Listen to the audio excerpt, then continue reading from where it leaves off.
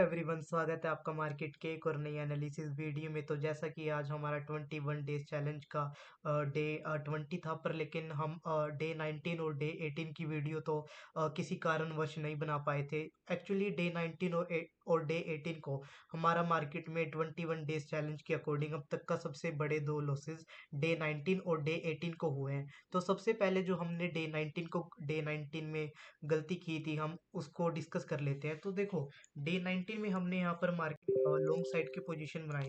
जो ट्रेड का रीजन था वो काफी ज्यादा सिंपल था। एक बार अपना जो ट्रेड का रीजन था, हम सबसे पहले वो डिस्कस करते हैं। देखो, जैसा कि आपको यहाँ पर नजर आ रहा होगा, यहाँ पर ना डे 18 को यहाँ पर मार्केट में अच्छा खासा बुल्स की एंट्री हुई थी। सबसे पहले तो यहाँ पर मार्केट में गिरावट आई थी। उसके बाद कहीं ना कहीं मार्केट में फिर से वो जितनी भी सेलिंग थी वो रिकवर हो गई थी, और यहाँ पर मार्केट में ये सेलिंग आई थी।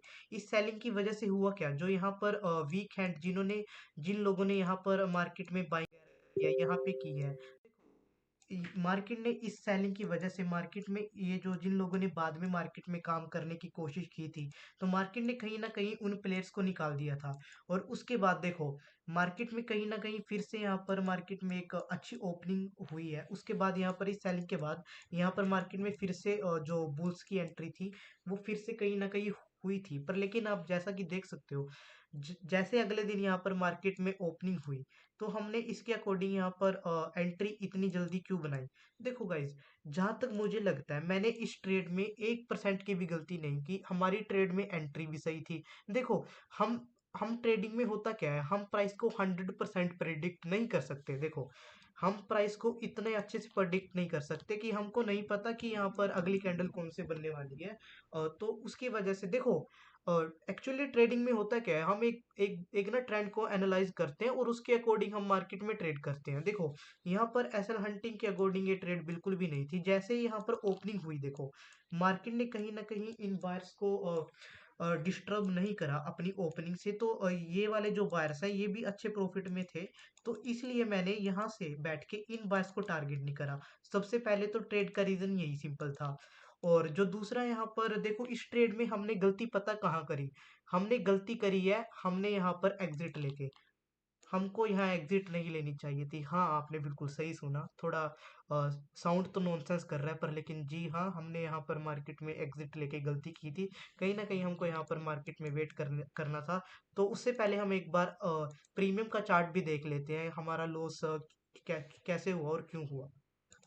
सो हेलो एवरीवन, तो जैसे कि आपको यहाँ पर दिख रहा होगा कि अभी हमने मार्केट में प्रीमियम का चार्ट खोल लिया है। तो प्रीमियम के अकॉर्डिंग देखो, हमारी एंट्री ऑलमोस्ट इस लेवल पे हो गई थी। देखो, सबसे पहले तो हमारे पास ये कैंडल बनी। देखो, इस कैंडल तक हमको हमको कुछ भी नहीं हुआ। सबसे बड़ी बात थी, मार्केट में जब ये वाली कैंडल बनी था, तो हमारा मैक्स लॉस 3000 का हो गया था। देखो, ट्रेडिंग के अकॉर्डिंग देखो, मैं कभी भी यहाँ पर मार्केट में पॉइंट टू पॉइंट एसएल कभी नहीं रखता, क्योंकि वो मुझे पसंद नहीं है। मेरे सेटअप के अकॉर्डिंग वो मेरे लिए सही नहीं है, ठीक है। तो उसके बाद जब ये मार्केट में ये वाली कैंडल बनी, तो मुझे ना, देखो गाइज, मैं पहले ट्रेड करता था बैंक निफ्टी में। तो कहीं ना कहीं जब मैंने निफ्टी में शिफ्ट किया था, तो मुझे मैं निफ्टी के चार्ट को अच्छे से एनालाइज कर सकता हूँ। पर लेकिन कहीं ना कहीं निफ्टी का जो प्रीमियम है वो कैसे मूव करता है, तो वो उसके बारे में मुझे ज़्यादा नॉलेज नहीं थी। पर लेकिन हाँ, मुझे देखो, कभी भी मार्केट में जो एक बार हम मार्केट में फिर से एक बार निफ्टी का चार्ट देख लेते हैं, वो वाला। देखो, कभी भी मार्केट में अगर ऐसी इस तरह की बड़ी कैंडल बन जाए, याद रखना, अगर ये कैंडल तब बनी है, मार्केट के स्टार्टिंग में ही बनी, मान लो कि मार्केट अभी बिल्कुल स्टिल है, ठीक है, और मार्केट में अब अचानक से बड़ी कैंडल बन गई, तो इस कैंडल के रिवर्सल होने के चांस बहुत ज्यादा होते हैं कि वो जितनी बड़ी कैंडल बनी उसका रिवर्सल उतना ही वापस आ सकता है।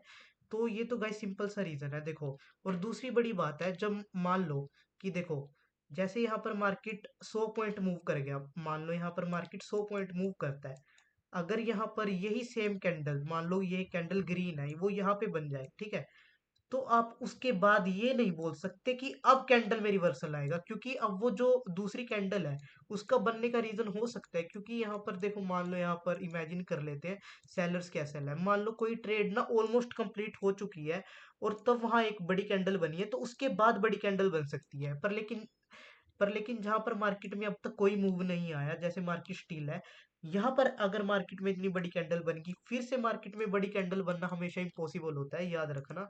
ये तो था बिल्कुल सिंपल सा चार्ट, मतलब सिंपल सा मैंने आपको एक तरीके से चार्ट की साइकोलॉजी समझा दी। देखो हो तो मार्केट में कुछ भी सकता है, पर लेकिन हम तो देखो मार्केट में एनालिसिस के अकॉर्डिंग चलते हैं, और जो चीज़ कितनी बार होती है उसके अकॉर्डिंग चलते हैं। तो उसके बाद देखो मार्केट में हमारा लॉस जो था ऑलमोस्ट 5 मिनट्स में रिकवर हो गया था, और जितना हमारा टारगेट होता है वो भी मार्केट में 5 मिनट्स में ही आ गया था। कहीं ना कहीं इस ट्रेड की वजह से मुझे कहीं ना कहीं थोड़ा मेंटली थोड़ा मुझे बुरा लगा था, क्योंकि देखो जो हमारा यूट्यूब पे है वो हम सिर्फ 21 डेज चैलेंज के अकॉर्डिंग काम करते हैं, जिसमें हम एक लोड से काम करते हैं, वरना प्रोफेशनली वाइज हमें काफ़ी ज़्यादा लोड से मार्केट में काम करना पड़ता है।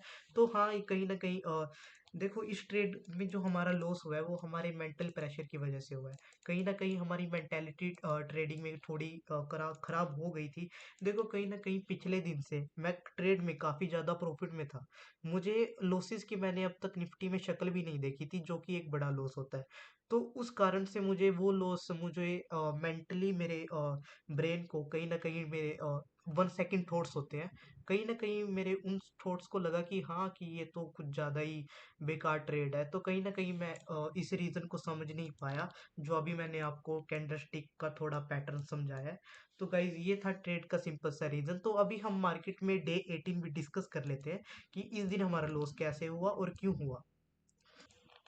सो हेलो एवरीवन, तो अभी हम यहाँ पर बात कर लेते हैं मार्केट में डे 18 के लॉस के बारे में।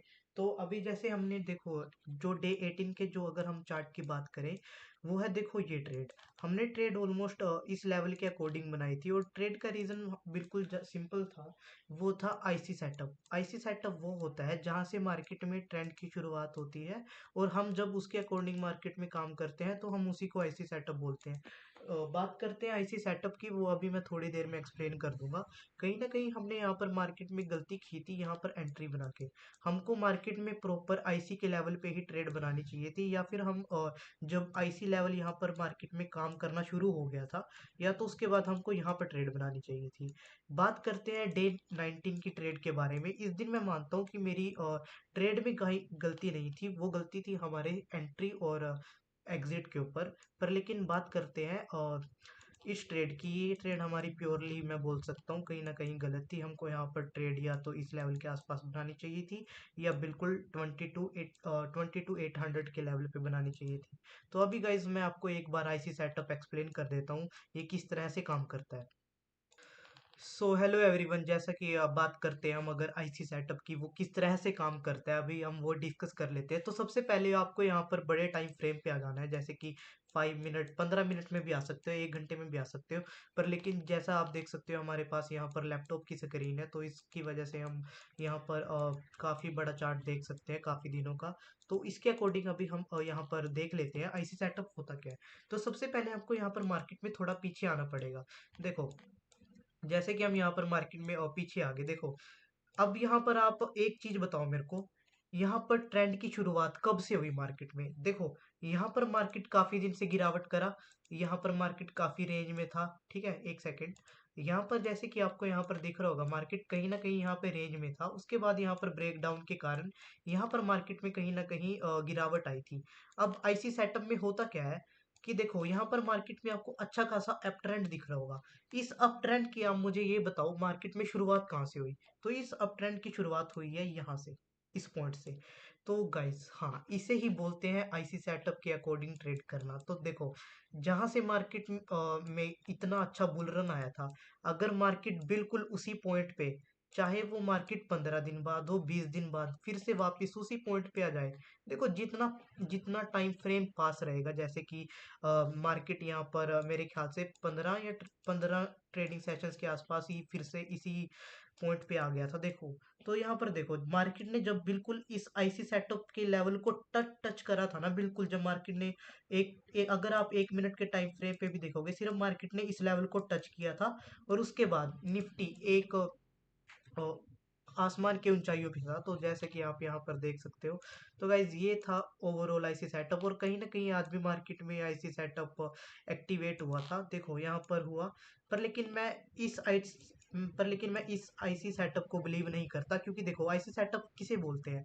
पहले मार्केट में गिरावट आई तो मार्केट नहीं, सॉरी, देखो, पहले जैसे मार्केट में कहीं से किसी पॉइंट से बुल रन आया और मार्केट 10-15 दिन बाद वापस वहीं आ गया, तो इसे बोलते हैं आईसी सेटअप। तो हमने यहाँ पर ट्रेड कर ली। अब मार्केट फिर से आज इसी लेवल पे है और यहाँ पर गैप कितना है, एक दिन का, 1 या 2 दिन का, ठीक है। तो ये आईसी सेटअप नहीं हुआ क्योंकि यहाँ पर मार्केट में अप ट्रेंड थोड़ी आया इतना लंबा। यहाँ पे तो मार्केट में अप ट्रेंड काफी लंबा आया था, पर लेकिन यहाँ पर मार्केट में अप ट्रेंड ज्यादा आया नहीं। वो बिल्कुल देखो, आप देख सकते हो, बिल्कुल मार्केट यहीं से घूम गया, देखो ऐसे करके, ठीक है। तो ये वाला आईसी सेटअप इतना अच्छा नहीं था, ये वाला आईसी सेटअप अच्छा था। तो गाइज ये था ओवरऑल आईसी सेटअप मार्केट में किस तरह से काम कर सकता है। तो देखो, डे 19 और डे 18 को हमारे मार्केट में बड़ा लॉस हुआ है, पर लेकिन हाँ, डे 20 जो कि आज हमने मार्केट में अच्छा प्रॉफिट कर लिया और फिर से हमने अपने पीएनएल को ग्रीन कर लिया, मतलब काफी अच्छा खासा प्रॉफिट है। तो उसकी डेडिकेटेड वीडियो हम मार्केट में कल आ जाएगी कि हमने मार्केट में 21 डेज में अब तक क्या क्या करा, कहाँ गलतियाँ करी, हम मार्केट में क्या गलतियां नहीं रिपीट कर सकते, कैसे डिसिप्लिन में ट्रेड कर सकते हैं। तो गाइज ये थी आज की वीडियो। अगर आपको भी हमारी वीडियो अच्छी लगे तो प्लीज़ गाइज वीडियो को लाइक करना, सब्सक्राइब करना और चैनल को सब्सक्राइब करना। और अगर आपको हमारा टेलीग्राम ग्रुप ज्वाइन करना है तो आप पिन कमेंट और डिस्क्रिप्शन बॉक्स में जाके चेक कर सकते हो। धन्यवाद।